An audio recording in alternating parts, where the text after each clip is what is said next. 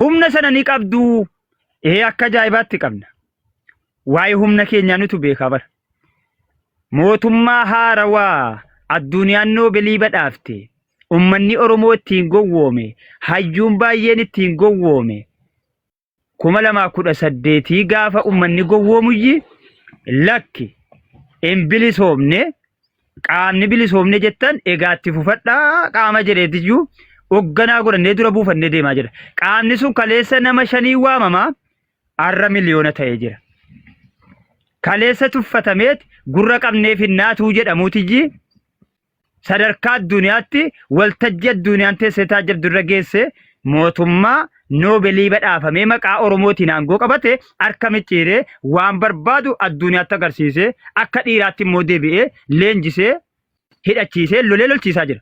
Qaama sanan sappoortii godhaa jiran. Qaama sanaaf irra gaaba'utti jiran. Yeroo irra gaaba'u immoo hojiin hojjetaa ture irra dhaabbadheeti. Eenyutti qabsaa jira biltsiginnaa qee Oromoo irratti maqaa Oromootiin Oromoo ajjeesaa jirutti qabsaa jira. Eenyuuf qabsaa jira Oromoo obbeeku kan of hin beenne Oromiyaa daangaan sii beekamte. Oromiyaan biyya daangessitu qabdi. Biyya daangessitu mataa si daangessitu qabdi. Akkasumas qeen Oromiyaa alagaadhaan dhuunfatamtee jirti. Finfinneen eessa yoo siin jedhe kan Oromooti. Maqaa isaa maalitti moggaasan Addis Ababa. Adaamaan kan eenyuti yoo siin jedhe kan Oromooti lafa Oromiyaati lafa Oromooti. Bushooftuun akkas, Matakkal akkasii, Walloon akkas, Jimmi akkasii, Iluun akkasii, Wallagga akkasii. Eessa Itoophiyaan gaafa siin jennu Itoophiyaan maqaa ittiin Oromoo gowwoomsanuu fi Oromiyaa ittiin saaman. Isii kana ni balleessina. Obboleessi kiyya ministeera keessa maan jiraatin mataa abbaa siin facaasa. Gabaabaatti maal siin jechuun barbaade. Okay, no, waa tokko qofa jiruu keessan keessa ni balleessina. Takkani ijaarra jechuu keessan argeen beeku jechaadha. Ni ajjeefna, ni balleessina. Balleessuuf ajjeesuu qofa irratti ijaaramtani moo? Moode takka waa hojjettuun arginu. No, for example, waa tokko si dabala. Lola addunyaa keessatti, no, ma waada nu dubbatte deeqa. Daqiiqaa takkitti naggeessitan dabala. Amma ati ga'ee jettu tan dhaggeeffadhe oobsi. Iyyuu barbaachisu. Amma jala sarareessitu. Ni balleessina. Qaama baduu qabu ni balleessina. Qaama ijaaramuu qabu ijaaraa jirra. Akkasitti adda sii baama. Nuti hojiin keenya qaama balleeffamuu qabu ni balleessina. Qaama ijaaramuu qabu ni ijaarra. Akka diinni keenya itti nutti dhufetti itti dhufnee beekadhu. Diinni keenya gaafa nu balleessuu jedhu tokkoffaa isa amantii jijjiirtamoo afaan jijjiirtaadhaan nutti dhufe. Aadaa keenya jijjiiruudhaan nutti dhufe. Of nu jibbisiisuudhaan nutti dhufe. Nutis diinatti jirra, firatti hin jirru. Firri nu hubachuu dadhabe immoo dantaa keeti. Fira taate nu hubachuu dadhabde taanaan qaama qee Oromoo dhufee lafa Oromoo maqaa jijjiire. Maqaa Oromoo jijjiire. Aadaa Oromoo balleesse. Alaabaa Oromoo balleesse. Heeraaf seera Oromoon ittiin bulu balleesse. Seera jallataa, seera dabduu kan Oromoon ilaallate nurratti fe sana balleessutti jira. Lakki kun baduun qabu qaama jettu immoo wajjin si balleessina. Akka sabaatti Oromoo ijaaraa jirra. Akka sabaatti Oromoodhaaf qabsoofnee jirra. Akka biyyaatti immoo biyya Oromiyaa jedhamtuuf falmaa jirra. Eenyuun balleessuudha? Itiyoophiyaanotaa fi Itiyoophiyaa balleessuudha. Jala sarareensitti maqan. Akka ammataa yaada yoon qabaanne itti fufnu. Warroota manaa yaada qabdu moo itti fufnu? Ne qabna. Ayyee beeka biitu. Mana keessa caasaa sararaan hojjetaa. Ala baati viidiyoo dubbadha. Sodaataan qabsaa ta'uu hin danda'u. Qabsaanis sodaataa ta'uu hin danda'u. Waan amante tokko irratti viidiyoo samaa waa tokko sitti hima. Abomaayer waa tokko qofa sitti hima. Itoophiyaa kan jedhamu maqaa Itoophiyaa sanaan hin balleessina yoo jette taate Giriikiin deemi balleessi. Maqaan Itoophiyaa kan jedhu Giriikiitu moggaase. Ummata gurraachaa jechaadha. Amaaratu nutti hin kennine, Tigireetu nutti hin kennine, Waleettaan Gambeellaan Sidaamaan nutti hin kennine. Maqaan Itoophiyaa kan jedhu ummata gurraachaa jedha Giriikidha. Itoophiyaa jedhamu maqaan balleessa yoo jette Giriikiin deemte Giriikiin balleessuu qabda jechaadha walii gala. Giriikiin miti malee kan nama moggaasuu hin dandeessu. Wanni Giriikiin nageessa jiru qeekoo keessatti Itoophiyaa wanni jedhu jiraachuu hin qabu. Maleekaa yoo Itoophiyaa jette maleekaa sana ni laallatu. Ana laallata. Giriikiin na moggaafte Giriikiin na waamte jedheen iyyi Itoophiyaadhaan waadha. Na'alatullah alayhi kana quba qabna bar. Kana quba qabna gaa bagasi keessaa baheeyyu. Waan Giriikitti na moggaafte ni waadha. Tole. Waan Giriikitti na waamte ni waadha. Mirga kiyya moo mirga koomiti? Mirga kiyya moo mirga koomiti? Mirga guutuu qabda. Malas asuma dubbii gabaabaa. Mirga guutuu qabda. Kun Itoophiyaa kan jedhu Oromoo hundi keessa yoo beekte taate Itoophiyaa kan jedhu Giriikiitu baase malee Amaarri hin baafne. Itoophiyaa jechuun waliigala uummata gurraachaa jechaadha. Kana afaan Giriikiin Giriiktuu Itoophiyaa dheena baase. Maqaadhuma Itoophiyaa kan jedhamu Amaarri hin baafne, Tigireen hin baafne, Oromoon hin baafne Giriikiitu baase jechaadha. Maqaa Giriikiin fayyadamaa jira Itoophiyaa kan jedhu jechaadha. Ammas immoo kan barachaa jirullee barnootni Amaariffaan kan jirullee gari caalu Arabarraa dhaaleedha. Wanta adda addaatu jira jecha. Wanti kan qabsoo keessan keessaa ati kan dabarsitudha. Yeroo tokko qofa ifaan irratti dhaabbatee bakka biraan oole. Bor yeroo kanatti kottu jibbiinsa lafee walirraa qabna obboleessa kiyya. Jibbiinsa lafee walirraa qabna. Ani fatti rakkoo hin qabna ni fatti nama miidiyaati wal'iinna rakkoo maalii qabnaa miti. Hanqina waraanni bilisummaa Oromoo nama isaan miidiyaa irratti dubbatu dhabeef jecha miidiyaa uummanni Oromoo isaaf dubbatuuf dhabeef jecha dhugaa jallisuun nu barbaachisu. Ifaa haala miijjeffadheen dhufaa dhugaa jiru walitti himnaa dhugaa fudhannee nagaa taana. Oromummaan nuun bareeddi. Oromummaan nuun bareeddi. Oromoo tuutaanee jirru Amaara taanee hawwaachuun safu aada malee jibbama. Oromoo takka eenyulle har'aa miti har'a gaafa ifaa gaafa teknooloojii. Waan jiru jira dhiisati. Kaleessasillee Oromooni kaleessasillee dhaabbileessa kiyya. Isinimti wal faallessitan. Mee nama obboleessu. Kun poolitikaa siyaasa poolitikaa dhiisi. Oromoon har'aa kaleessallee jechaadha. Gaafa dukkanaallee hin awwaanne eenyuuf jechaadha. Gaafa dukkanaa argiteetta. Lola calii calanqoo. Ifaan na buusaa jira uummatatti matta. Okay, rakkoon hin jiru. Ulaan banaadha. Ilaa wanni uummanni naa beekuu qabdan. Hanqinni waraanni bilisummaa Oromoo qabu waa lama sadiin isiniin. Hanqinni waraanni bilisummaa Oromoo qabu qoma dhaatee gadi ba'ee dubbatee waan barbaadu uummataaf ibsuu dhabuun hanqina waraana bilisummaa Oromoo isa guddaa. Hanqinni waraana bilisummaa Oromoo inni lammataa namoota jajjaboo abbootii amantaarra aktivistootarra nama Oromoo ta'e jabina isaa beeku itti siqe qabate hubachiise miidiyaa irratti gadhiifachuu dhabuunsaa hanqina waraana bilisummaa Oromooti. Sadaffa hanqinni waraana bilisummaa Oromoo ummata isaatiif iftoominaan waan Itoophiyaan taate ibsee deemuu dhabu. Dhagaa jirtu moo hin kukutaa jaa Faraj? Bareeda dubbadhu. Bareeda. Kanarraa kan hafe waraanni bilisummaa Oromoo nama Oromoo ta'e hunda isaanii jaallata. Hatta isa bilchiginnaa keessa jiru. Saamaas hin jiru. Garammallee ajjeesaas hin jiru. Cubbuus hojjetaa hin jiru. Injifatamees hin beeku amma yommanaatti dabaa fi shiraan galma isin barbaaddan sanaan isin ga'uu dadhabe malee. Shiraa fi dabaa fi kijiba namoota isa fakkaatee isa keessa turaniin galma isin barbaaddan sana isiniin ga'uu dhabe malee waan amma ittiin waamamaa jiruudhaaf bilisa. Ani gaagabaabdu si waa simuun barbaada. Farajis ta'e namni biroo. Kallattiin nassis baasu an Oromoo biyyi kiyya Oromiyaa. Kana jechuu qofitti dhukaasaan malatti. Boroo walitti deebina yeroo gaarii qabaadha. Okay, Abu Mair. Waraanni achirra jiraachuunsaa eenyu Oromoo fayyadamoo yoo jette taate waraanni achirra jiraachuunsaa Oromoo fayyada osoo hin taane haala adda addaatiin qaama mootummaa keessa jiraatanii gaafa hatanii gaafa saamanii bootaa baqannaa ta'ee jira. Gaafachuu dandeessa jaalmarroo. Beektaa? Waraanni baddaa keessa jiraachuunsaa eenyuun fayyadaa jira yoo jette taate waraanni Oromoo fayyadaa hin jiru. Ofis fayyadaa hin jiru. Qaamota mootummaa keessaa hatanii ummata miidhanii kan gaafa aryatamanu kan baqatanu waraana kana keessa jechaadha. Kun immoo Oromoo fayyadaa jira yoo jette taate dogoggora. Hattoonni paartii badhaadhinaa keessaa gaafa hatuudhaan, gaafa lafa gurgurachuudhaan, gaafa saamichaadhaan waan adda addaatii kan gaafa qabamanu baqatanii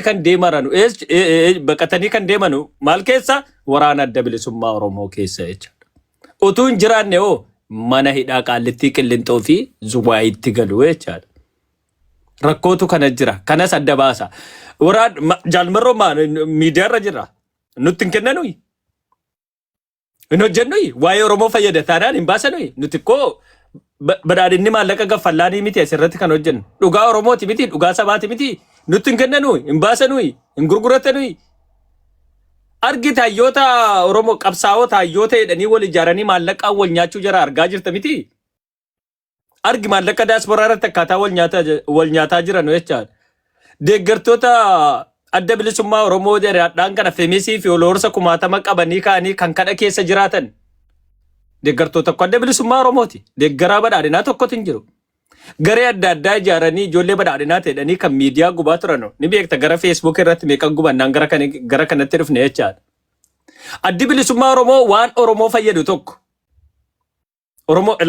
Oromoo miidhuu dhiise, qabeenya Oromoo caamsuu dhiise, mana barnootaa waan adda addaa gubuu dhiise, wanti kun qabeenya Oromooti dargaggeessi baddaa keessa jiru. Dhiisi kan biraa jechaadha. Wallagga keessa misooma hojjechaa yoo qabsaa'e taate isan deeggara dhagaye. Ummata Wallagga keessatti misooma hojjechaa mana barnootaa ijaaraa waan tokko ummatuma achi keessa jiraatu bootaa addi bilisummaa Oromoo socho'u kana ummata waan fayyadu yoo hojjete taate sammuu Oromoo bituu danda'a. Yaada keenya bituu danda'a. Isa bira dhaabbachuu dandeenya. Argiteetta? Haala kamiin isa bira dhaabbatte inni gubaa jira, balleessaa jira. Ati mootummaa deeggartaati qaama mootummaati qaada bilti yaa baleessa kiyya miindaa 2,000 fittee lubbuun namaa baduu qaba. Ilaalaa jirte haa hojjetu isa bira dhaabbanna. Oromoof haa hojjetu. Oromoof haa hojjetu. Mana barnootaa ijaaru. Lola addunyaa kana irratti koo qabeenyuun gufatu. Xaaliyaan illee gaafa biyya weerarte, Itoophiyaa weerarte mana barnootaa, yuunivarsiitii adda addaa qabeenya namaa hin saamne Xaaliyaan gaafa Itoophiyaa weerarte taate daandii tolchaa, silkii tolchaa, maskiida ijaaraa, beetikiristaana ijaaraa. Annoora maskiidii Xaaliyaantu ijaare bare abboleessa kiyya. Annoora maskiidii akka Itoophiyaatti kan beekamu Xaaliyaantu ijaare. Haala kanaan deemaa jira jechaadha. Sammuu namaa bituu danda'a. Jarri yoo balleessaa jiru Oromoo maal ilaalee ka'ee ijaaraa haa deeggaru. Bootaa jarri addi bilisummaa Oromoon jira. Bootaa badii malee waan tolchanii bahane tokko hin argatu. Yookaan haadha ilmoo abbaa shanii rasaasaan naannatee waa mootummaa irraa argattaa ootoo. Meelee haa hojjetan akka jiran deeggarre hin laalta jechaadha. Gaafa addi bilisummaa Oromoo Eertiraa keessaa gaafa galu kun nuti deeggartoota adda bilisummaa Oromoo biyyatti galle qeebaluudha. Booleerraa dhaqnee qeeballe ko daawwin ibsaayi. Waraanni dhufaa jira eessarraa dhufa wadaanni gara Maqaleeti. Maqaleerraa dhufee eessatti deeme qaxiitaa Wallaggatti seene jechaadha. Baddaan kan biraa dhabame. Argiteetta Wallaggi kiiloomeetirii meeqa Finfinneerraa. Baddaan Shawaa keessa hin jiru. Achirra deemee illee mari'achuu danda'uu qaba jechaadha abboleessa kiyya. Ni beekta waa hunda jechaadha. Oromoo fa'aa hojjetu meemee qaayee Oromoo bootaa waraanni adda bilisummaa Oromoo qubate naannoo sanarratti meema shamara meeqan gudeedamaa jira. Shamara meeqatu rakkoo keessa jira. Maatii meeqatu rakkoo keessa jira. Dhiyeenya kana Amnesty International waan baase argitee jirte jechaadha. Haa hojjetu jara haa deeggarrume. Paartii badhaadhinaa dhiisee irraanfadhu. Bootaa waraanni adda bilisummaa Oromoo Jimma keessas ni jira ni beekta jechaadha bootaa jiru irratti. Jimma keessa maaxeffatee jira. Shawaa keessattis maaxeffatee jira ni beeka. Kaambiyoota jira jechaadha. Mootummaanis ni beeka. Mootummaan addi bilisummaa Oromoo baduun barbaadu. Maaliif poolitikaadhaaf isa fayyadaa jira malee isa fayyada. Addi bilisummaa Oromoo baduun qabu. Haa ta'u achirra jechaadha. Aduu kaasuu haa jiraatu. Yoo nagaa Oromiyaa yoo barbaade immoo bootaa addi bilisummaa Oromoo jiru hunda irratti ummataaf waan gaarii hojjete taanaan Oromoo miiliyoonatu isa deeggara jechaadha. Yookaan immoo jaarsota dullootii kan Awurooppaa keessatti umurii fixanii akka dargaggeessi Oromoo ol hin kaane kan kurkummii kan godhanu haa dhaabatanu jaroota ofirraa haa ari'atu jechaadha. New generationitti kennu qabsoo kana jechaadha. Abbootii namoota gurguddaa qabsoo Oromoo sodaatanii biyyaa baqatan sana yoo riizaayinii goonee yoo sooratan baane taate addi bilisummaa Oromoo yoomillee gara fuulduraatti deemuu hin danda'u. Jala mureensitti new generation addunyaan kan deemu sammuu dargaggeessaan addunyaan deemuu kan qabdu beektaa. hayyoota kan jettu diaspora irratti wal ijaaran ofis hin dhagaanu nama sin dhagaanu walitti sin jaallatan anatu beekaa irratti walis hin jaallatan kana qabattee gara fuulduraatti deemuu hin dandeessu jarri gorsaa ta'uudha yaa ijoollee kana ta'a an akka badhaadhinaatti paartii meeqan ijaare garee meeqan ijaare garee zoomiin ijaare gabee weessaappii ijaare teelegiraamii ijaare dhufanii dhuma badhaadhina deeggareedhan qabsoo keenya durii kana taane ndee yaabboleeyyan kiyya yaabbolii kiyya qabsooftani ooyi hadda gara fuulduraatti adeemnu no kaasaa barbaadaa jira jarri kaasaa nu dur qabsoofne waan waa kennamu namni akkamitti Awurooppaa fi Ameerikaa Awustiraaliyaa Kanaadaa taa'ee ka'ee Afrikaa deebi'ee ka'ee waa gaafate abboleessa kee na dhibu Awurooppaa keessa taa'ee Ameerikaa fi Awustiraaliyaa biyya sa'aatiidhaan hojjetamu taa'ee akkamitti uummata miskiina Itoophiyaa irraa maallaqa lafa gaafata qabeenya gaafata mootummaa Afrikaa irraa mootummaa Itoophiyaa irraa lazzaa jechaadha addi bilisummaa Oromoo waan ummata keenya fayyadu yoo hojjenne taate ni deeggara akkuma beektan badhaadhinaaf hin salaadhu eenyuuf hin salaadhu akkuma kee didaadha anis badhaadhinni waan gaarii hojjete taate nan deeggaraan waan ajjaa hojjete taate mataatti garagalchaan waan ummata kiyya fayyada haa hojjetu jechaadha an badhaadhina keessa waan dhabe waggaa 8 deeggaraa badhaadhinaati eenyuun siyyuu hadha badhaadhina kan jettu gaafa sodaattee mana keessa raftu Awurooppaa keessatti jechaadha akkuma beektu mormaan ture jechaadha har'aan kana ani diina badhaadhina biratti kaabinee biratti deeggartoonni abiyyiin deeggarta taanaan kaabinee biratti diina abiyyiin deeggarta taanaan diina biyya keessattis biyya alaa kaabinee biratti maaliif malaammaltummaan beeku abiyyi ati kaabinee deeggarte biyya keessatti gootu for example kaabinee Jimmaa yoo deeggarte taate ati Jimma keessatti gootu kaabinee Arsii yoo deeggarte taate Arsii keessatti gootu jechaadha laakiin daandiin abiyyi deemu yoo deeggarte taate ati kaabinee biratti naannoo Oromiyaa keessatti diina jechaadha ofii kiyyaa waan ilaalee dhufeef lubbuu keetiif illee sodaatta hoteela qabattee jiraachuullee biyya keessatti jechaadha ati mootummaa biyyiin deeggarte taate ijoollee kona biratti moobaayilii harkaan qabanii ilaalanii qabaniidhanii waan balleessan hin beeku abiyyiitu si haa baasu dhufaniidhan dhaqee abiyyii kee waan madhu kan jedhan hin beekaan jee tokkoof wayii keessatti dhaqee abiyyiin waan madhu abiyyiin si haa baasu asirra baanii kunoo abiyyii deeggarsa asirra jira nothing ilaalina hattoonni ni jiru rakkoonni jiru addi bilisummaa Oromoo bootaa inni qubate irratti yoo mana barnootaa ijaara yoo daandii ijaara yoo Afrikaa adda addaatiif uummanni keenya wanta fayyadamuuf yoo daandii kenne lolli isaa mootummaa qofa irratti yoo ta'e taate isa deeggarra addi bilisummaa Oromoo edda seene lolli isaa Oromoo wajjin malee mootummaa wajjin miti akkamitti isa deeggaruu dandeenya abumaa takka mootummaa wajjin lola isaa nageenye Oromoo wajjin loluu isaa argina qayyoo Oromoo konkolaataa mannoota dhukaasi balleessi kan jedhu qofa argatta jechaadha Oromoo irratti lolaa jira malee mootummaa irratti lolaa hin jiru addi bilisummaa Oromoo mootummaa irratti yookaan waraana mootummaa irratti hidhatee yoo lole taate Oromiyaa keessatti yoo hin gubne taate yoo hin balleessine taate qayyoo Oromoo kanaaf adda bilisummaa Oromoon miiloonni deeggara jecha maaliif Oromoon nurraa baqate jedhanii of gaafatan ande Oromoon maaliif nurraa baqatan maaliif dargaggeessi nurraa baqate jedhada of gaafatanu yoo of gaafatanii dhufanillee miidiyaa irratti dubbatan meemee dhufanii miidiyaa irratti dubbatan jira miidiyaan dhufanii dubbatan ni gargaara bira dhaabbanna yoo waan Oromoo fayyadu ta'e eeyyee rakkoo jira kaabineen kan sodaattu adda bilisummaa Oromooti biyya keessatti waa lamaan miidhamaa jira uummanni jechaan yoo gaafii sirnaa waa tokko yoo gaafatte taate akkana si ilaalanii gaafa si sodaachisan ati argama addaa qabda si jedhu argiteetta argama addaa qabda gaafiin akkamitti gaafatama si jedhu eenyutu rakkataa jira Oromoon rakkataa jira gara lamaan Oromoon rakkataa jira kan hidhaa keessa jiru Oromoodha qaama mootummaa keessa adeemee yaada mirga isaa dhiibee yoo gaafate taate kaabineen barnoota hin qabne doofaan kan achirra suufiif karabatii uffatee taa'e suni deebii gaasii kennuu hin danda'u akkanas ilaalee ati waan addaa qabda maali gaafii akkanaa seedha maali gaafii akkanaa gaafachuun gizee kana bakka akkanuma jedhana maali gaafii akkanaa gaafachuun gizee kana seedha argitee